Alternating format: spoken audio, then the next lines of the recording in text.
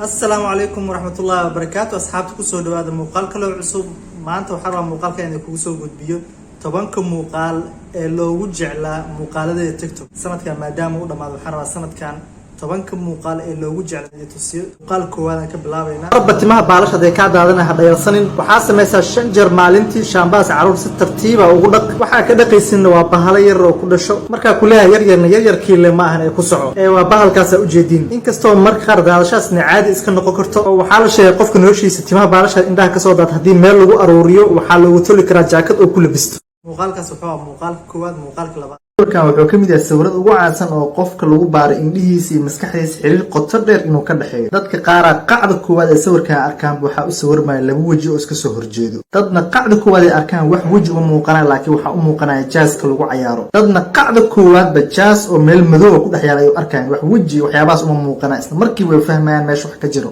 dii qacda koowaad ba labada waji ee kaaga dhigtay masajaaska cad waxa taa kala dhiman dii laakiin marka koowaad wax madowga iyo meesha yar cadka jeeska hal mar wada fahamtid wax yar isbaa u dhaxaysa waxa taa dhameystiran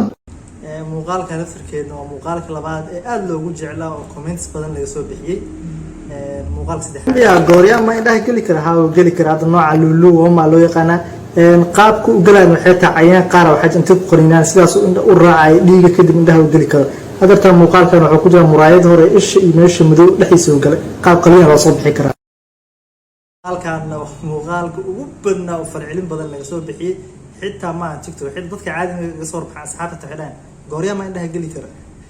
muuqaalka afraad kan dhakhtar Japanese ha sawiray hadii wax dhaqdhaqaaq uu lahayn jawgaagu uu degan yahay hadii laakiin sawirku uu dhaqaaqayo walwal ayaa jiro haduu zaid u dhaqaaqayo walwal zaid ah ayaa jiro see dareemay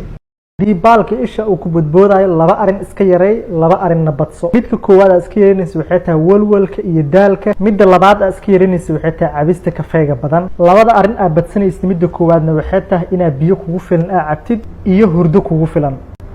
awoodda cajiibka loo aragaaga le inaad aragtid marta fiidiyoan xawaaraha ku socdo labadaas sul waxaad samaysaa geesaha ka saar arkaysa xawaariis noo yaraanaya dhexda ka saar xawaariis oo dheeraanaya adiga xitaa tijaabi waxay la mid tahay adoo gaari saaran oo madax ka taaganayo indhahaaga way dhaqaaqayaan mana joojin kartid xaaladdaas waxaa loo yaqaanaa nystagmus waxay ka mid tahay xaaladaha indhaha ku dhaco adiga xitaa tijaabi haddatan dhex taalo ayaad fiirinaysaa meel kale ma fiirinaysid marka waxaa la rabaa adigoo fiirinaya haddana meelaha hareeraha in aadan qalqalooc aadan ka dareemin qalqalooc markaa leeyahay sidaan oo kale ula jeedaa laakiin adoo fiirinaayo wax qalqalooc cadaysan lahayn waa sida loo baahan yahay inuu noqoto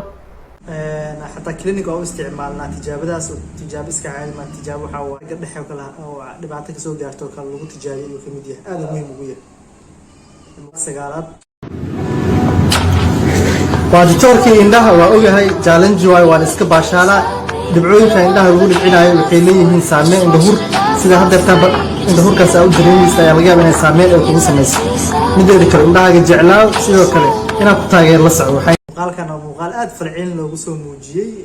gabadha muuqaalkan ku soo qaato ikhla hada u salaamaya isweydiin sabab dadka qaar markay gaari ay fuulaan mise diyaarad oo wax yar u dhaqaaqo oo ay ka dhacayso bacdaha la soo qabto mataq wareer dadka qaar aan dhihi doona waa reer baadiye hadda gaari ugu horeyso laakiin arinta sidaas ma aha gudaha dhagteena waxaa ku jiro dareero oo noo saxaya xilligan dhaqaaqeen inuu isku dheelitiro dhaqdhaqaaqeena fariin ayaa maskaxda u diraan ay leeyihiin jawi dhaqdhaqaaq ayaan ku jirnaa isla xilligaasna indhaheena fariin ay gudbinayaan oo leeyihiin jawigeena aboosto waayo wax dhaqdhaqaaqa ma jiro maskaxdana markaas laba fariin oo kala duwan ayaa soo gaaraysa mid indhaha kaga imaanaysa iyo mid dhagaha oo labadooda laba fariin kala duwan wato maskaxdana jawaab bixinta ka soo bixisa ayaa ah inay dhahdo waa iga waasheen taas oo keenaysa qofka inuu hunqaaco oo wareero nasiib wanaag dadkan waxaa loo soo saaray ookiyaalahan oo xilliga gaariga ay fuulayaan ama safar ay galayaan ay gashanayaan ookiyalahaas dhinacyada waxay ku wataan biyo taasoo ka shaqeynaysa fariimaha kala duwan oo isgudbaaya oo qofku ku wareera inay meesha ay ka saarto celinta ugu badan muuqaalka la soo bixin wuxuu ahaa maskaxda iga waasheen hoos comment lagu soo qoray iyo ookiyaal dad aad u jeclaysto raba inay si gooni ah tahay ugu soo xiriiraan da caado ka dhigtid mobilka inaad sariirta la tagtid aad dhinac u jiifo marka inaad mobilka sida u isticmaashid waxay sababi kartaa labada indhina si sax iskula shaqeyn waayaan ama weersho nooc qarsoon indhahaaga inay yeeshaan taas oo isku arki kartid adoo aragaaga fasiix ku yahay haddana culays xagga aragga inaad dareentid iyo madax xanuun hal dhinac ah muuqaalkaasna wuxuu ahaa muuqaalkii ugu dambeeyay farcilinta ugu badan muuqaalkaas laga soo bixiyay wuxuu ahaa weersho qarsoon magacaas ereyga oo ku cusbaa weersho qarsoon waa jirta weershada caadiga arkin ma weersho qarsoon waa jirta insha Allah muuqaaladina YouTube kuna ku soo qaadan doona haddii aad ka mid tahay asxaabtan naga socoto barteena YouTube muuqaalada YouTube ka heshimiyaa jiro qaybta commentiga wadaag intaas ayaa muuqaalkan kusoo gabeynaa waxay dirjaa caafimaad iyo indhafiyo